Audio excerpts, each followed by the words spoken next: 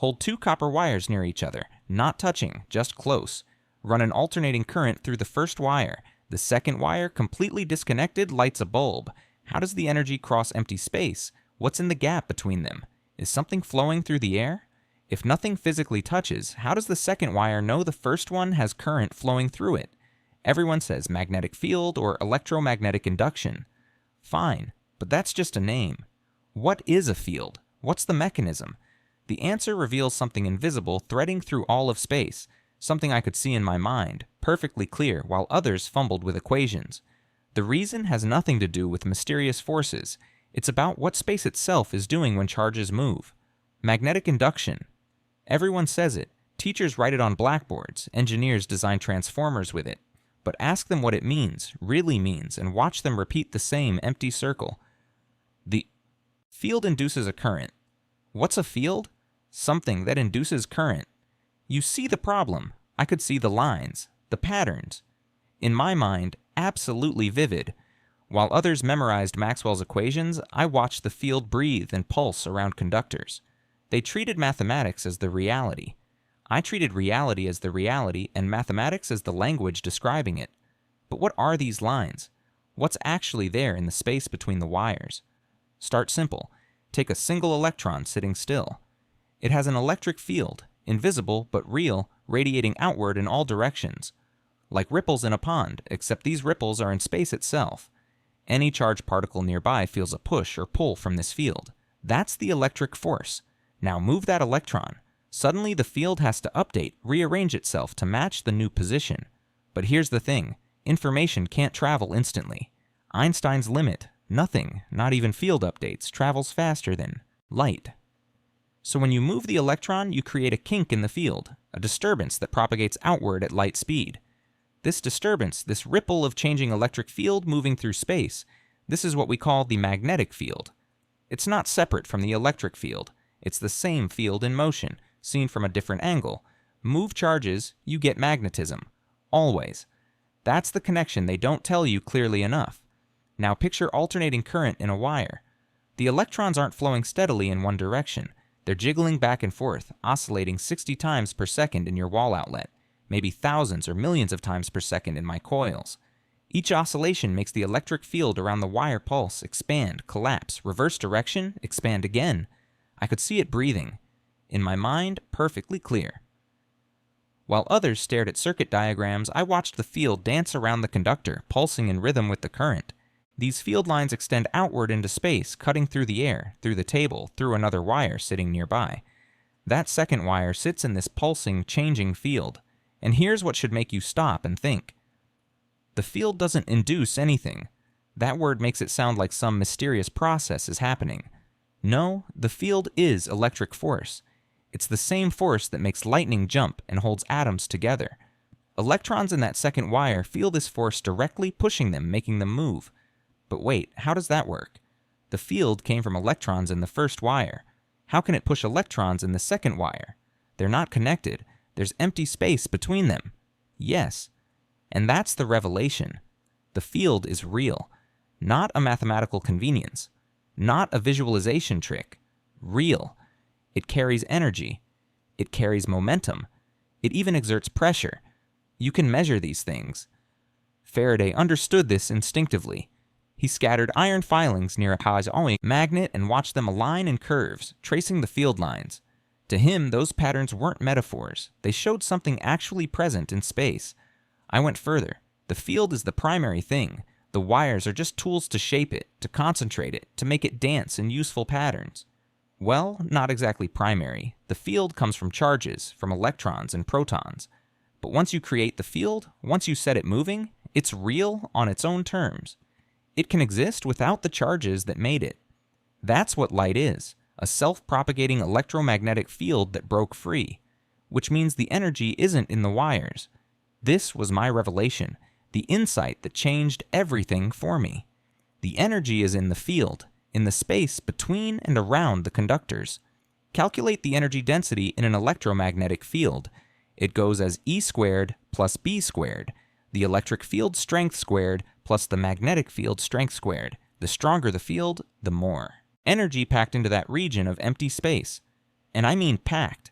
The space between two conductors at high voltage holds more power than the metal itself. We can measure this. Put a light bulb on the second coil. The power it receives equals exactly, not approximately exactly, the rate of change of the magnetic field passing through the space the coil occupies. Change the field faster, the bulb gets brighter. Stop changing the field, the bulb goes dark. The energy flows through space through the field, which means change the frequency of the alternating current in the first wire. Start low, a few cycles per second. The second wire barely responds. A faint glow in the bulb maybe. Increase the frequency. Still weak. Keep increasing. Then suddenly, at one particular frequency, the energy transfer explodes. The bulb blazes. Massive power flowing across the gap with almost no loss. Resonance. Like pushing a child on a swing. Random pushes do little, but time your pushes to match the swing's natural rhythm, resonance, and you build enormous amplitude with minimal effort. What's resonating? The field itself. Every coil has a natural frequency, determined by its inductance and capacitance, by the geometry of how the wire is wound. Match the driving frequency to this natural frequency, and the field in the second coil builds and builds, each cycle adding to the last. The first wire's pulsing field times perfectly with the second coil's natural oscillation. Energy pours across the gap. This is how I lit lamps with no wires at Colorado Springs. Not magic, not trickery. Understanding what space does when fields oscillate in resonance. In 1891, I demonstrated wireless energy transfer to stunned audiences in New York. They thought it was sleight of hand. Some suspected hidden wires. It was simply physics, knowing that if you match frequencies, if you shape the coils properly, the field becomes a bridge for power. The geometry matters enormously. Coil. Diameter, number of turns, spacing between primary and secondary, the distributed capacitance in the windings. Everything affects the resonant frequency. Change any parameter and you detune the system. The energy transfer drops. But wait, if the field spreads in all directions, why doesn't the energy just radiate away into space? Lost forever, like heat from a fire. That's what everyone assumed. It's what Hertz dealt with. He was trying to make radiation, to broadcast electromagnetic waves. And indeed, most of the energy from his spark gaps escaped as radio waves. Wrong approach for power transfer. If you confine the field properly, if you keep the receiving coil close enough to the transmitting coil, the field lines loop back. They recycle. The energy doesn't radiate. It oscillates between the coils. Near field versus far field. Close to the wire, the field lines form closed loops. They extend outward but curve back to complete the circuit. The energy stays local. Move farther. Away, and the field lines start to break free, escaping as radiation. That's how antennas work. They're designed to let the field escape, to broadcast information. For power transfer, you want the opposite. Keep the distance short. The energy transfer in the near field drops with the cube of distance. Double the separation, the power drops eightfold. The invisible bridge is strongest when the path is short.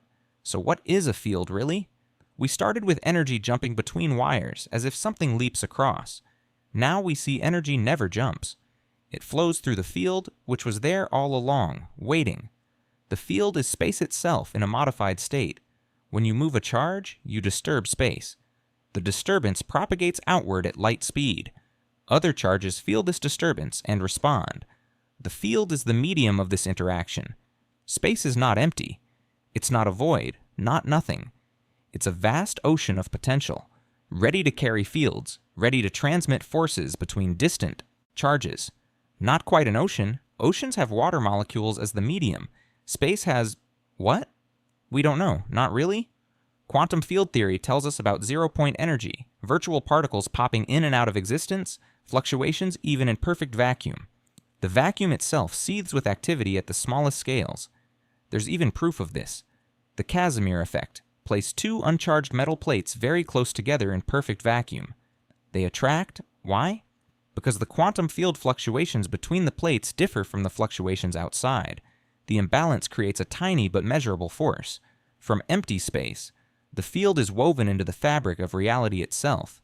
Maxwell gave us the equations in the 1860s. Beautiful mathematics describing how electric and magnetic fields intertwine, how changing electric fields create magnetic fields and vice versa, how they propagate together as light. Hertz proved it experimentally in 1887, generating electromagnetic waves with spark gaps, detecting them across his laboratory, but they focused on the far field, radio waves, radiation, broadcasting signals through space. They saw the field as a carrier of information. I saw something else. I saw that you could shape the field, guide it, concentrate it. Instead of letting it escape as radiation, you could build resonant structures that trapped the field, that made it oscillate with enormous intensity in a confined region. The magnifying transmitter. My design. A coil wound to very specific geometry, tuned to resonate at a particular frequency, not to radiate, to store and exchange energy locally. Build a field so intense that sparks jump from the terminal, that the air itself becomes luminous with electrical discharge. Others wanted to broadcast information across continents. I wanted to broadcast power itself. Free energy, they called it. Not free, it still required a source, but wireless, accessible anywhere within range of the transmitter. Wardenclyffe Tower, 1901 to 1906. My grand vision, a wireless power distribution system, technically sound. The physics worked perfectly. But commercially, how do you meter wireless power? How do you make customers pay for something they can simply receive from the air? The project failed for economic reasons, not scientific ones. And yet, the physics was correct. Near-field coupling works. We use it today. Your wireless phone charger, Tesla's principle, operating at megahertz frequencies. RFID tags, powered wirelessly by readers through magnetic coupling. Induction cooktops, oscillating field in the coil heats ferromagnetic pans. All of it, my basic insight. Oscillating field in one coil induces current in a nearby coil tuned to the same frequency. Every accelerating charge creates a disturbance in the field. Every disturbance can push distant charges. The universe is woven together by these invisible threads. Light itself, what you're using to read this, is an electromagnetic field oscillating and propagating through space. No medium required. Sound needs air, water needs a channel, but light needs only space itself. The field is self-sustaining once created. An electric field changing in time creates a magnetic field. That magnetic field changing in time recreates the electric field. They leapfrog through space at 300,000 kilometers per second. Radio, Wi-Fi, X-rays, gamma rays, all the same phenomenon, just different frequencies. The mechanism is identical whether you're broadcasting a baseball game or looking at your bones. Your body right now is bathed in electromagnetic fields from power lines, radio towers, satellites, the phone in your pocket. Most of it passes through you harmlessly. Why? Wrong frequency for resonance. Your cells, your molecules, they have their own resonant frequencies. Visible light hits the right frequencies for certain molecules in your retina. That's vision. Microwave frequencies match the rotation of water. Molecules, that's how your food heats. But most of the radio spectrum just passes through, too far from any natural resonance in your body. Nature reveals her secrets to those who can see the invisible made visible through its effects. I saw the fields. I saw how to shape them, concentrate them, make them work. That was my gift. We started with 2 wires, energy crossing the gap between them. Now you understand? The field is the bridge. It was always there. Space itself becomes the conductor when you excite it properly with oscillating charges. Resonance makes it efficient. Geometry shapes it. Distance limits it. But the principle is universal. Charges in motion create fields. Fields exert forces on other charges. That's the invisible connection threading through everything. I wanted to light the world without wires. Technically possible. I proved it. Economically, it failed. You can't sell what people can take freely from the air. But every wireless charger on every desk, every transformer in every power supply, every electric motor turning in every machine, they all prove the principle. The field is real. The energy flows through space. Next question, how does the field store energy? What is it made of, really? Why does space allow fields to exist at all? What's the underlying mechanism at the quantum level? Different story. Quantum electrodynamics goes deeper still. Feynman's path integrals, virtual photons, the vacuum as a seething foam of particle-antiparticle pairs. I saw the patterns, the field lines, the oscillations. Modern physics explains why those patterns exist, what the field is built from. I'll stop here, but you see it now, don't you? The space around you isn't empty. It's alive with fields carrying energy, connecting everything to everything else through invisible threads. And we've only just begun to understand how deep it goes.